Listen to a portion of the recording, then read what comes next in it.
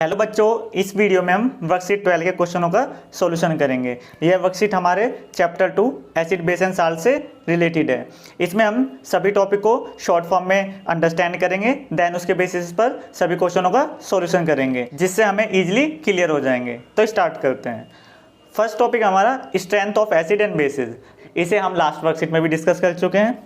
Acids क्या होते हैं हमारे? Those compounds which gives H+ ion in water और solution are called acids. And bases, those compound which gives OH negative ion in water or solution is called base.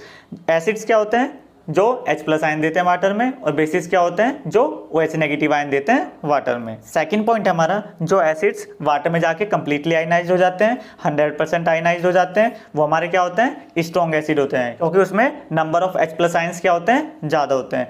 और जो water में जाके completely ionise नहीं होते हैं, partially ionise होते हैं, उसमें H+ आयन्स के नंबर क्या होते हैं? लेस होते हैं, इसलिए वो क्या होते हैं? वीक एसिड होते हैं। जैसे यहाँ पर एग्जांपल दे रखा है, third point HCl and CH3COH, जिसे हम एसिटिक एसिड भी बोलते हैं। जब दोनों को हम वाटर में डिजोल्व करेंगे तो जो हमारा HCl है वो greater number of H+ ion देगा, और जो हमारा CH3COH है वो हमारा less number of H+ ion देगा। इसलिए हमारा HCl स्ट्रॉन्ग एसिड है, और जो हमारा CH3COH एसिटिक एसिड है वो हमारा वीक एसिड है। ऐसी सेम कंडीशन हमारे बेस के लिए होती है, जो वाटर में जाके 100% आयनाइज्ड हो जाते हैं और ग्रेटर नंबर में OH नेगेटिव आयंस देंगे, वो हमारे स्ट्रॉन्ग बेसिस होंगे। और जो हमारे वाटर में जाके पार्शली आयनाइज्ड होते हैं और less number of OH negative ion देंगे, वो हमारे वीक बेस होंगे। इसका एग्जांपल जैसे NaOH और KOH हमारे स्ट्रॉन्ग बेस हैं, क्योंकि कंप्लीटली आयनाइज्ड हो जाते हैं। और जो हमारा NH4OH है, अमोनियम हाइड्रोक्साइड, वो हमारा वीक बेस है, क्योंकि वो पार्शली आयनाइज्ड होता है। ये हम लास्ट क्लास में भी डिस्कस कर चुके हैं। तो नेक्स्ट टॉपिक हमारा टाइप ऑफ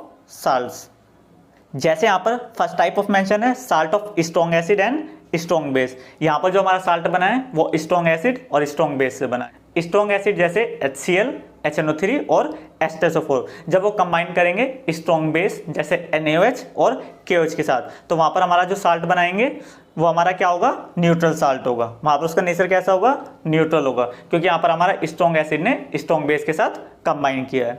ऐसे हमारा सेकंड पॉइंट है salt of weak acid and strong base. यहाँ पर जो बेस है वो क्या है? स्ट्रॉन्ग है, और जो हमारा एसिड है वो क्या है? वीक है। इसलिए यहाँ से जो साल्ट बनेगा वो हमारा साल्ट का नेचर कैसा होगा? डिपेंड करेगा स्ट्रॉन्ग कौन है। तो यहाँ पर स्ट्रॉन्ग कौन है? बेस है, तो इसलिए हमारा साल्ट का जो नेचर होगा वो कैसा हो जाएगा? बेसिक हो जाएगा। जैसे यहाँ पर हमारा दिखा रखा है एसिड वीक है, H2CO3 फॉर्मिक एसिड और CH3COH एसिडिक एसिड, और जब वो स्ट्रॉन्ग बेस के साथ रिएक्ट करेंगे NaOH के साथ, तो जो हमारा साल्ट देंगे जैसे Na2CO3 दे रखा है और CH3CONa दे रखा है, तो इनका नेचर कैसा होगा? बेसिक होगा, क्योंकि हमारा यहाँ पर स्ट्रॉन्ग बेस है जबकि वीक एसिड है। ऐसे थर्ड एग्जाम्पल इसका बिल्कुल रिवर्स है, salt of strong acid and weak base. यहाँ पर हमारा एसिड स्ट्रॉन्ग है और बेस क्या है? वीक है, तो इसलिए हमारे जो साल्ट का नेचर होगा वो कैसा होगा? एसिडिक होगा। तो यहाँ पर हमारा एग्जांपल दे रखा है एसिड HCl है और बेस हमारा कैल्शियम हाइड्रोक्साइड है। जब दोनों आपस में कंबाइन करेंगे तो कैल्शियम क्लोराइड बनाएंगे। और फोर्थ है salt of weak acid and weak base. ये हमारा फर्स्ट की तरह है, जब भी कोई वीक एसिड और वीक बेस आपस में कंबाइन करेंगे तो जो हमारा साल्ट मिलेगा वो हमारा क्या होगा? न्यूट्रल होगा। जैसे यहाँ पर एग्जाम्पल दे रखा है, वीक एसिड हमारा H2CO3 फॉर्मिक एसिड है, और जो हमारा बेस है अमोनिया है। जब दोनों आपस में कंबाइन करेंगे तो अमोनियम कार्बोनेट बनाएंगे, वो कैसा नेचर में होगा? न्यूट्रल में होगा। तो सिंपल यहाँ से अगर दोनों स्ट्रॉन्ग एसिड स्ट्रॉन्ग बेस है, वीक एसिड वीक बेस है, तो न्यूट्रल होंगे हमारे जो साल्ट का नेचर होगा। और अगर मिडल वाले दो केस है तो डिपेंड करेगा स्ट्रॉन्ग कौन है, उसी के जैसा नेचर होगा। नेक्स्ट टॉपिक हमारा इंपॉर्टेंस ऑफ पीएच। जैसे यहाँ पर ब्रैकेट में दे रखा है, जो हमारी बॉडी का पीएच रेंज होता है वो 7.0 to 7.8 होता है। इसलिए हमारे जो ब्लड का पीएच होता है वो कितना होता है? 7.4। ये आपका शॉर्ट में ऑब्जेक्टिव टाइप में क्वेश्चन आ सकता है। हमारे ब्लड का पीएच 7.4 होता है। जैसे यहाँ पर फर्स्ट पॉइंट दे रखा है, जो हमारे रेन वाटर का पीएच है अगर वो 5.6 से कम है तो हमारी वो रेन कौन सी कहलाएगी? एसिड कहलाएगी, जिसका हार्मफुल इफेक्ट हमारे एक्यूटिक लाइफ पे पड़ रहा है और रिवर्स पे पड़ रहा है। और इसका मेन सबसे ज़्यादा इफेक्ट जो आप सबने पढ़ा भी होगा, ताजमहल पे पड़ रहा है। जो ताजमहल का कलर है वो कैसा होता जा रहा है? येलो होता जा रहा है, क्योंकि वो एसिड मार्बल के साथ रिएक्ट कर रहा है। और सेकंड हमारा इन अवर डाइजेस्टिव सिस्टम में हमें पता है कि हमारे डाइजेस्टिव सिस्टम में HCl प्रोड्यूस होता है स्टमक में, जो एक तो डाइजेशन में हेल्प करता है और जितने भी बैक्टीरियाज होते हैं उन्हें सबको किल कर देता है। बट हमारी बॉडी में कभी कभी ड्यू टू इंडाइजेशन, अपाचन की वजह से एसिड एक्सेस में प्रोड्यूस हो जाता है, जो हमारी बॉडी के लिए हार्मफुल इफेक्ट करेगा। तो उसे हमें न्यूट्रलाइज करने के लिए मिल्क ऑफ मैग्नीशिया या सोडियम बाइकार्बोनेट लेना पड़ता है, वो से क्या कर देता है, न्यूट्रलाइज कर देता है। इसके बेस्ड पे अभी आगे क्वेश्चन है, वहां पर और अच्छी तरीके से क्लियर हो जाएगा। थर्ड पॉइंट है when pH becomes lower than 5.5 in our mouth, तो टूथ्स डिके स्टार्ट। ऐसा इसलिए होता है क्योंकि जो बैक्टीरिया होते हैं जो हमने खाया होता है उसमें से शुगर का डिग्रेडेशन करने लग जाते हैं, जिसकी वजह से एसिड प्रोड्यूस होता है। तो इसलिए हमें टूथपेस्ट करना होता है क्योंकि वो बेसिक मीडियम में होता है, तो उसे बिल्कुल न्यूट्रलाइज कर देता है। इसके ऊपर क्वेश्चन भी है, वहां पर अब इसे डिटेल में अभी एक्सप्लेन करेंगे। फोर्थ पॉइंट है bee sting leave an acid causing pain and irritation. जैसे जो हमारी आंट होती है, चींटी होती है, जैसे वो डंक मारती है तो वो कौन सा एसिड छोड़ती है, फॉर्मिक एसिड, जिसका फॉर्मूला होता है H2CO3, जिसकी वजह से हमें पेन और इरिटेशन होती है। इसे क्योर करने के लिए हमें क्या यूज़ करना पड़ेगा, बेस करना पड़ेगा, क्योंकि वो उसे न्यूट्रलाइज कर देगा। तो यहाँ पर हम माइल्ड बेस का यूज़ करते हैं, जैसे बेकिंग सोडा। फिफ्थ पॉइंट है पीएच ऑफ सॉइल। जो हमारा सॉइल का पीएच होता है वो 7 to 8 होता है, मगर कभी कभी वो एसिडिक कंडीशन में चला जाता है, 5 to 6 में चला जाता है, जो हमारे न्यूट्रिएंट्स को अफेक्ट करता है। तो इसे नॉर्मल करने के लिए हम इसमें क्विकलाइम और कैल्शियम कार्बोनेट ऐड करते हैं, क्योंकि हमारे बेसिक मीडियम में ये भी सॉइल को क्या कर देंगे, न्यूट्रलाइज कर देंगे। तो हम सभी टॉपिक को शॉर्ट में डिस्कस कर चुके हैं। अब हम इसके बेस पे क्वेश्चंस के सॉल्यूशन करेंगे, जिससे हमें सारे टॉपिक और अच्छी तरीके से क्लियर हो जाएंगे। तो फर्स्ट क्वेश्चन है identify each salt as acidic, basic और न्यूट्रल।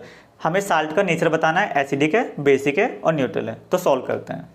तो फर्स्ट हमारा KCl हमारा न्यूट्रल साल्ट होता है। क्यों? क्योंकि ये स्ट्रॉन्ग एसिड HCl और स्ट्रॉन्ग बेस KOH से कंबाइन करके बना होता है। और अभी हमने पढ़ा था, अगर हमारा स्ट्रॉन्ग एसिड और स्ट्रॉन्ग बेस से बना है या वीक एसिड वीक बेस से बना है तो न्यूट्रल होगा। हमारा KCl न्यूट्रल है। ऐसे ही NaNO3 हमारा स्ट्रॉन्ग बेस NaOH और स्ट्रॉन्ग एसिड HNO3 से कंबाइन करके बना है, इसलिए हमारा NaNO3 भी क्या होगा, न्यूट्रल होगा।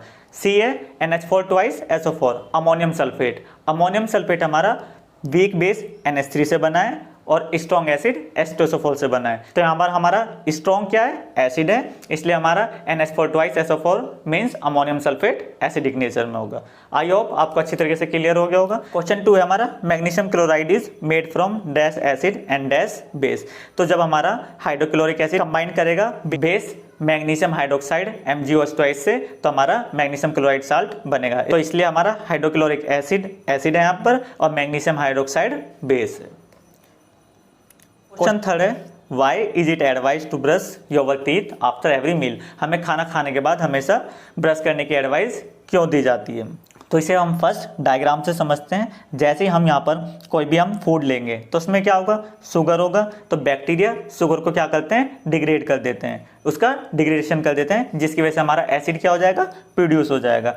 और जो हमारा ये एसिड है ये हमारे माउथ का पीएच को डिक्रीज कर देगा, ये 5.5 के नीचे ले जाता है, जिससे हमारे टीथ है उनका डिके स्टार्ट हो जाता है। मगर जैसे हम टूथपेस्ट का यूज़ करेंगे तो जो हमारा एसिड था और जो हमारा टूथपेस्ट होता है उसमें बेसिक मीडियम होता है, दोनों आपस में रिएक्ट करके कंबाइन करके साल्ट बना लेते हैं, जिससे हमारा टीथ दोबारा हेल्थी हो जाएगा। तो जैसे यहाँ पर लिखा है when pH is lower than 5.5 in our mouth, जैसे हमारा पीएच मुंह में 5.5 से कम होता है। ऐसा इसलिए होता है जो भी हमारा फूड होता है उसमें शुगर प्रेजेंट होता है और जो बैक्टीरिया होता है वो उसका डिग्रेडेशन करने लग जाता है, जिसकी वजह से वहाँ पर एसिड प्रोड्यूस हो जाएगा। और जो हमारा टूथपेस्ट होता है वो एल्कलाइन नेचर में होता है, तो वो क्या करेगा, एसिड को न्यूट्रलाइज कर देगा, जिसकी वजह से हमारा टूथ का डिके रुक जाता है, प्रिवेंट हो जाता है, जैसे यहाँ पर डायग्राम में भी शो हो रहा है। ये पार्ट है हमारा name the acid produce in stomach. तो ये भी हमने डिस्कस किया था, कौन सा होता है, HCl, जो हमारे बैक्टीरिया को किल करता है और डाइजेशन में हेल्प करता है। सी पार्ट है how does the aquatic life get affected due to एसिडेन।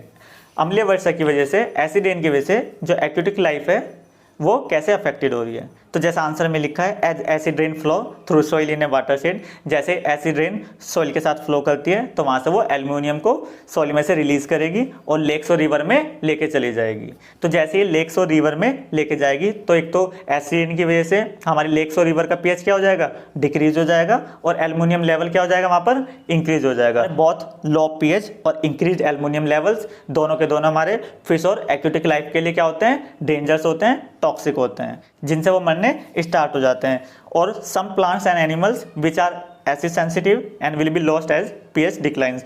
और कुछ पीएच कम होने की वजह से कुछ हमारे प्लांट्स और एनिमल्स भी खत्म होना स्टार्ट हो जाते हैं। और जो हमारा पीएच होता है एसिड रेन का 5.5 से बिलो होता है। तो जैसा डायग्राम में शो हो रहा है, यहाँ से जो हमारी एसिड रेन हुई ये मिट्टी से क्या लेगी, एल्युमिनियम को लेगी और लेक्स और रिवर में चली जाएगी लेके। तो एक तो हमारा लेक के वाटर का पीएच कम हो जाएगा और उसमें लेवल ऑफ एल्युमिनियम इंक्रीज हो जाएगा, और दोनों के दोनों हमारे एक्वेटिक एनिमल्स के लिए क्या होते हैं, टॉक्सिक होते हैं, और जिसकी वजह से हमारे प्लांट्स और एनिमल की लाइफ भी खतरे में आ जाती है। तो हमारा फोर्थ क्वेश्चन है, तो how does an antacid works, name two common antacids. तो ये भी हमने डिस्कस किया था, कभी इंडाइजेशन की वजह से जो हमारे पेट में एक्सिस ऑफ एसिड फॉर्म्ड होता है, जिसे रिमूव करने के लिए हम एंटासिड का यूज़ करते हैं, क्योंकि एंटासिड हमारा बेसिक होता है नेचर में, जो एसिड के साथ रिएक्ट करके उसे न्यूट्रलाइज कर देता है, जिससे जो हमारे बॉडी में एसिडिटी बनती है उससे रिलीफ मिलेगा। जैसे यहाँ पर लिखा है, sometimes due to indigestion excess of acid is formed in stomach, then antacid works to neutralise the acid in stomach because the chemical in antacid are basis. यहाँ पर ये लिखा है, जो हमारे पेट में इंडाइजेशन की वजह से एसिड फॉर्म होता है, एंटासिड उसके साथ वर्क करके उसे न्यूट्रलाइज कर देता है, क्योंकि हमारा एंटासिड बेस होता है। A reaction between an acid and a base is called neutralisation. ये हमें लास्ट क्लास में भी डिस्कस कर चुके हैं। तो जो न्यूट्रलाइजेशन होता है, एक तो हमारे स्टमक के मीडियम को लेस एसिडिक कर देगा, और जो हमारे गैस्ट्रिक जूसेस होते हैं उनकी पीएच रेंज को मेंटेन कर देगा 1.5 से 3.5। और इसी में क्वेश्चन था, नेम 2 कॉमन एंटासिड्स। तो कौन कौन से होंगे, मिल्क ऑफ मैग्नीशिया, जिसका फॉर्मूला मैग्नीशियम हाइड्रोक्साइड भी होता है, सेकंड सोडियम बाइकार्बोनेट होगा। फिफ्थ क्वेश्चन है हमारा, a plant grow best when the pH of the soil is 7.2। अभी हमने डिस्कस किया था, जो हमारे सॉइल का पीएच होता है वो 7 से 8 के अराउंड होता है, but the pH of the soil is found to be 5.6। तो जो हमारी सॉइल का पीएच है वो 5.6 पाया गया है। तो एक केमिकल्स का नाम बताना है जो सॉइल में ऐड करने से उसका पीएच मेंटेन हो जाए, जिससे प्लांट की ग्रोथ होती रहे। तो इसका आंसर अभी हमने पढ़ा था, क्विकलाइम और कैल्शियम कार्बोनेट, ये दोनों के दोनों यूज होते हैं। ये जो हमारी सॉइल में एसिडिक नेचर होगा उसके साथ रिएक्ट करके उसे न्यूट्रलाइज कर देते हैं। इसका मतलब हमारे क्विकलाइम और कैल्शियम कार्बोनेट का नेचर कैसा होगा, बेसिक होगा। तो आई होप आपको सभी क्वेश्चनों के आंसर अच्छी तरीके से क्लियर हो गए होंगे और कंसेप्ट भी सारे के सारे अंडरस्टैंड हो गए होंगे। ओके, अगर वीडियो अच्छी लगी हो तो चैनल को सब्सक्राइब करें, हम ऐसे आगे सारी वर्कशीटों का सॉल्यूशन लाते रहेंगे। Okay, thank you.